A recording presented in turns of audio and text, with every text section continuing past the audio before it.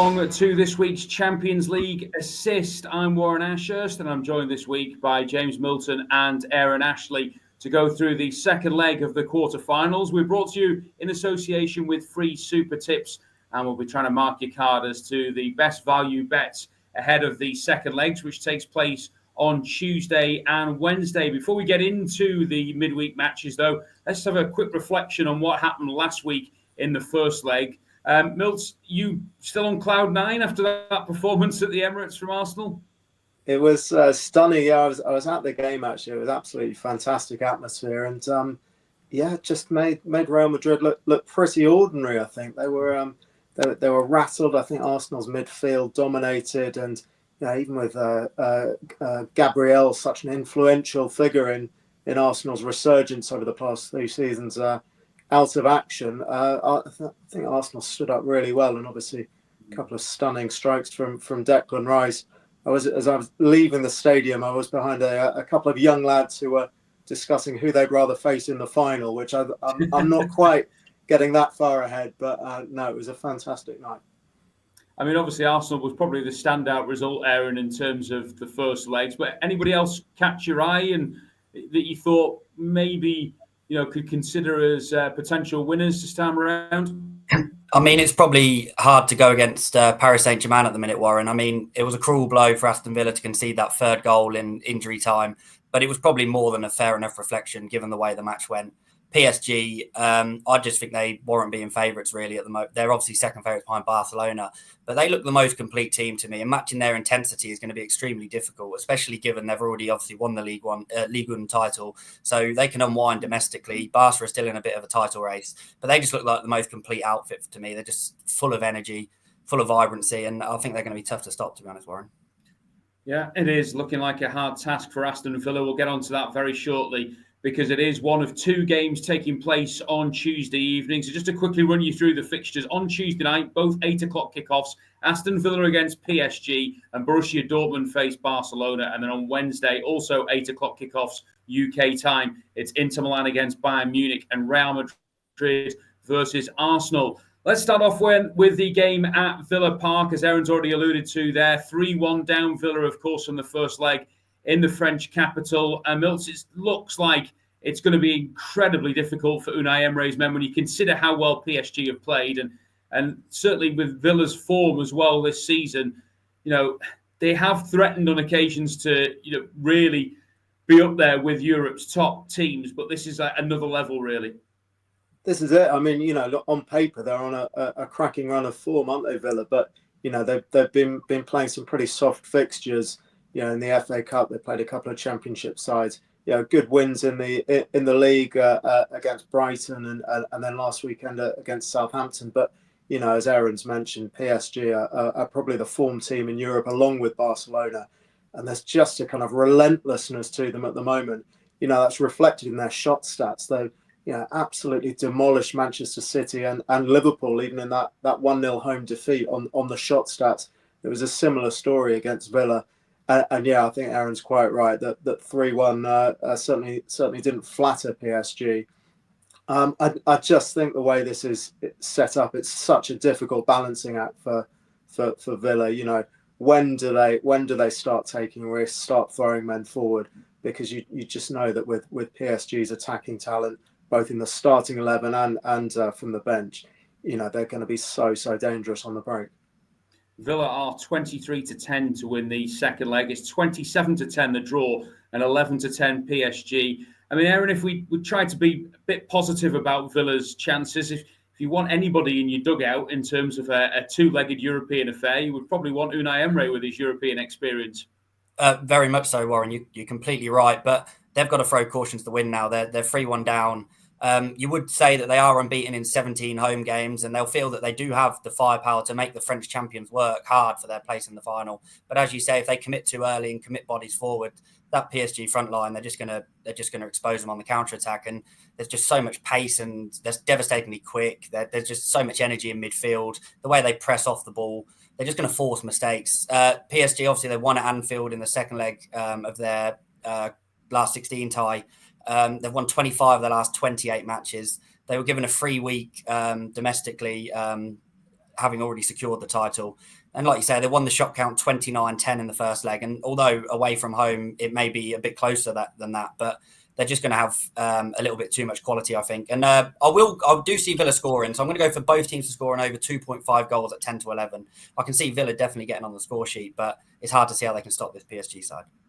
Yeah, I think the irony won't be lost on many people, Mills. The fact that Mbappe moves on to Real Madrid, they haven't necessarily got the standout big names anymore, PSG, but they look more of a team.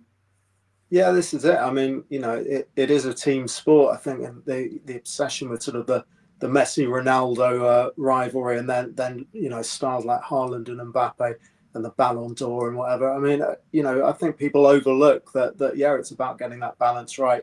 And, after a slow start to the season, PSG and Luis Enrique have done that in style. And, one player I'm keeping an eye on, we've mentioned they've got so many goal threats, but I thought Vitinha at 6-1 to score at any time is interesting.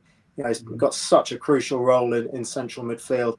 He had completed 148 passes in the first leg, which is a record for a PSG player in the Champions League. Bit of a niche record, admittedly, but I think he's a decent goal threat as well. Had 3 shots, 1 on target against Villa. Also had 3 against City and 5 over the 2 legs against Liverpool.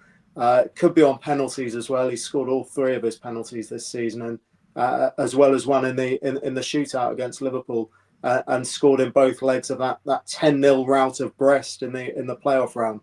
So I think, so many attacking threats, but I think he's another one who Villa should worry about.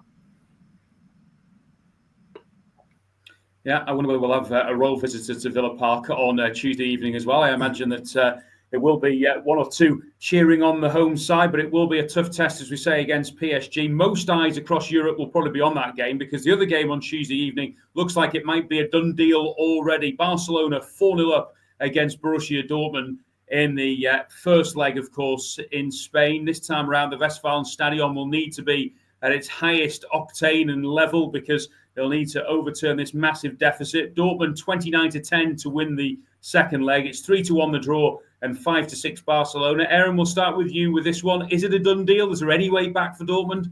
No, it's almost impossible to see, Warren. Barcelona look in complete cruise control, don't they, after that 4-0 rout in the opening leg.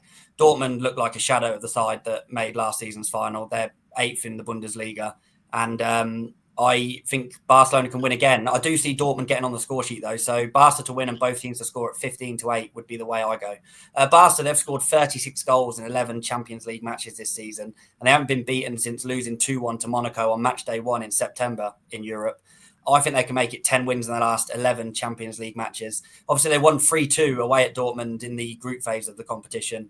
They're on a 24-game unbeaten run. And while they don't need to win, I just think that Dortmund's desperation to get back in the tie is going to see them picked off a few times. So, I'd be going, that's the way I'd be going. I think, James, it was probably not an ideal preparation to have to play Bayern Munich in the league just before this second leg as well for Dortmund. Everything seems to be going against them, and Barcelona on a roll at the moment. Absolutely. I mean, we've spoken about what a difficult task Villa face, and Dortmund in even more dire straits. I saw Hansi Flick's quotes about this game saying, we need to go over there and make sure we commit as few errors as possible, which sounds like one for the media rather than for his players. I think he'll just say to his attacking players, go out there and do what you've been doing all season, really. So. Yeah, I think over 3.5 goals, the way that the game's bound to open up as Dortmund have to try something. Over 3.5 goals looks the best bet for me. Copped in 8 of Barca's 11 Champions League games this season. And 2 of the other 3 were when they had defenders sent off very early on against Monaco and against Benfica. So I just think the way that their forward line is playing, I think they're going to be far too strong for Dortmund again. Okay, well, that's Tuesday wrapped up. On to Wednesday now with 2 more mouth-watering games to look forward to. And at the San Siro, it'll be Inter Milan against Bayern Munich. And Inter will have a goal advantage following the first leg at the Allianz Arena. 2-1 up are the Serie A giants, and they're 8-5 to win the second leg at home. It's 27-10 the draw and 31-20 Bayern Munich. I think Inter are one of those that have kind of sneaked under the radar, Mills. We've mentioned them a few times, obviously, on the show and saying that, defensively, they've always been strong, but they've also got that goal threat about them now. I mean, Lautaro Martinez seems to be a fresh, full fitness as well, and a real danger. And could they potentially go on and win this? Yeah, I think so. Certainly. I mean, I think you look at them in that side of the draw with Barcelona, and the way Barca play, you just think, are they going to come unstuck against more solid opponents who can kind of box a bit clever and hit them on the break maybe. And yeah, I think if Inter do get through, and obviously they've still got work to do, I think that will be a fascinating kind of clash of styles with Barca in the probable semi-final. I think you mentioned Martinez, an absolutely fabulous goal that Inter scored in Munich, set up by Marcus Thuram. That strike partnership has been terrific over the past couple of seasons. I think it was a game of fine margins, wasn't it? Harry Kane missed a great chance. You expected him to put that away at 0-0 rather than hit the post. So I'm not expecting Bayern to go out with a whimper. I don't think they're going to die wondering. So I think maybe over 2.5 goals is the bet here. It's a really interesting game. Obviously the other three have all got teams looking to overturn massive first leg deficits, but this one, as we saw in the first leg, finely balanced. Again, a bit of a clash of styles, and I think it'll be really, really interesting. Just looking at Inter, their defensive record in Europe is obviously absolutely superb this season, but they've only kept one clean sheet in their last 8, so that gives Bayern a little sniff. And I think this could be a high-scoring second leg. Bayern will obviously be frustrated, Aaron, to have let that late goal in to have a deficit going to the San Siro. But they're clearly not out of this yet. But, I've been quite critical, as many people have, of the decision to have Vincent Kompany as their manager because of his lack of experience probably at this level. And this might be a situation where that lack of experience tells. Definitely, Warren. Yeah, it's definitely a factor. And as you say, we've finally got a delicately poised tie, unlike the other 3. But Inter are in the ascendancy after their 2-1 win in Munich last week. And I think they can complete the job by winning at the San Siro. They're 5-6 on the draw no bet, which I think is especially appealing. Inter, they're unbeaten in 20 home games. They've won all 5 of their Champions League home matches this season. And that features 4 clean sheets, which also includes a 1-0 win over Arsenal in November. So they've conceded 3 goals in the Champions League this season. I think those defensive qualities will serve them well against Bayern, who have lost on European trips to Aston Villa, Barcelona and Feyenoord this season. Bayern, they've obviously dropped points in 3 of the last 5 Bundesliga matches as well to keep the door a little ajar for Leverkusen. And there is a bit of an air of vulnerability defensively about them without some key figures. Obviously, Manuel Neuer's injured. Dayoud Makanu is injured alongside Alphonso Davies. And there's no Musiala in midfield to provide that creative spark. So they're missing some big figures there. So I think Inter can get the job done. And draw no bet 5-6 is the way I'd approach it. Yeah, so we're saddened towards Inter in terms of the first of the 2 ties on Wednesday. The other is a real heavyweight clash, of course, at the Bernabeu, where Real Madrid will entertain Arsenal 3-0 down. Real from the first leg at the Emirates. They're 4-6 to win the second leg. It's 4-1 Arsenal, and the draw 29-10. Instantly, that 4-1, I have to say, jumps off the page at me, Aaron, in terms of looking ahead to this game. Yes, they've got a 3-0 lead, Arsenal. You don't have to go for it, but obviously Real Madrid do, and they may well leave some gaps at the back. Very much so. Real Madrid were made to look very ordinary in the opening leg. Arsenal's energy was difficult to match, but you couldn't be completely confident that this tie is done and dusted. If Real were to get an early goal, then who knows? The issue is defensively they look erratic. They look very suspect and look easy to expose. And I fancy Arsenal to get on the score sheet, especially with Militao, Carvajal and Mendy all injured, who would probably all be starting this game if would be the preferred option for Ancelotti. With Camavinga now suspended as well, that takes away a little bit more protection from the defence. So I don't expect Real to roll over, but I think it just will turn into a gung-ho game. So I'm going to go for over 3.5 goals at 11-8. Both teams have scored in Real Madrid's last 10 Champions League home games. They've kept only 1 clean sheet in the last 12 at home. Carlo Ancelotti's side have put 5 past Borussia Dortmund and Salzburg at home this season, as well as 3 against Stuttgart and City. So we know they can get on a roll if they were to score early, and they've obviously got the attacking talent to do so. Arsenal have conceded in 10 of the last 14 matches, so I don't think they can just go there and rest on their laurels as such, because I think they'll fancy exposing this Real defence. So I'm going to go for over 3.5 goals and another action-packed game. Milton, before we get your bet and your best bet for this game, just from an Arsenal perspective of how they approach it, I mean, if they'd had Gabriel fit, I think Arsenal fans would have gone into it with a little bit more confidence, thinking, two solid centre-backs that can probably deal with what Real Madrid have to throw at them. The fact that he's missing, does that have a big role to play in the mindset of Mikel Arteta? I'm not sure it will, because I think, maybe before the first leg that was a concern. But, Kivior did pretty well alongside Saliba, who really stepped up as well in the absence of Gabriel. I think Arteta's strength has been kind of, tactically setting up his team to be hard to beat, and that's reflected in Arsenal's record against the big six. So often they're a soft touch in those big games in the Premier League. I think they're unbeaten in 20 now against the traditional big six, and so that I think will give them belief, as well as the performance in the first leg. I think, as Aaron says, it's definitely not over. You just feel that an early goal could really set up a tense night for Arsenal. But I've got faith in Arteta. What he's done over the past 3 seasons in the Premier League, as I said, making them so hard to beat. I'd be edging towards the draw in this one. Actually, I think he can frustrate Real. Draws have really undermined Arsenal in the Premier League title race this season, but I think they'd be celebrating a stalemate on Wednesday.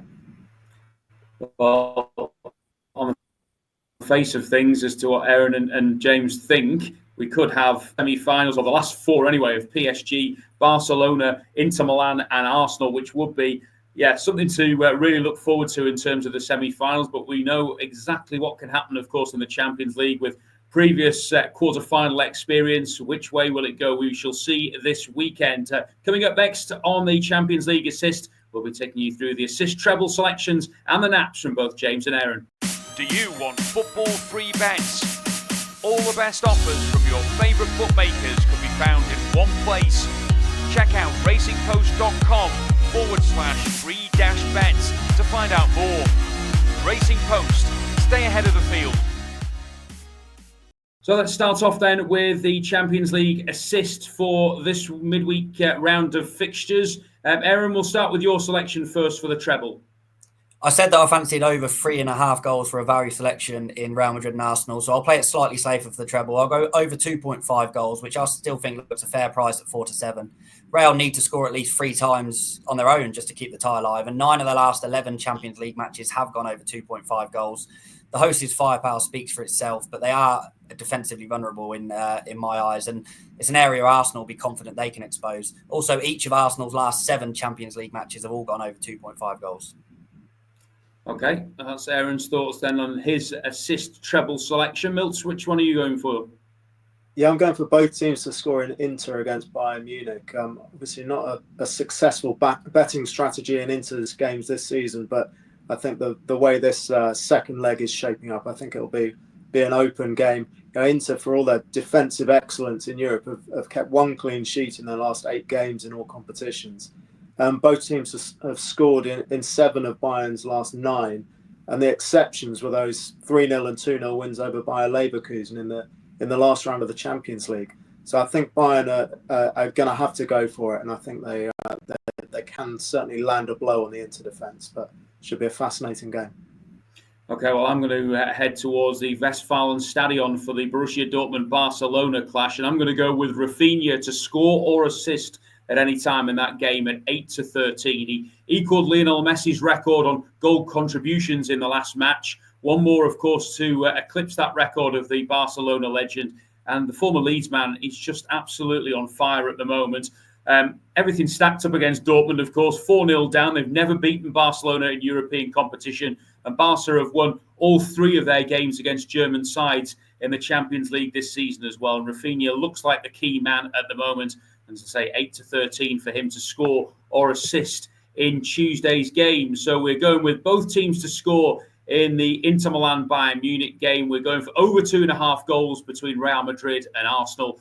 And my selection to round up the assist treble is Rafinha to score or assist in the game between Borussia Dortmund and Barcelona. And that just leaves us the naps from James and Aaron for this week's show. And James, we'll start with your nap first.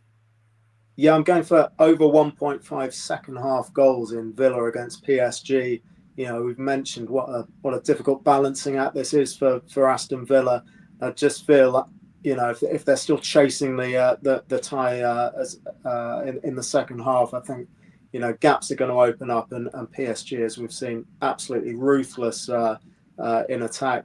And Villa's last 6 Premier League games have featured 14 second half goals. They kind of come on strong as the game goes on as well.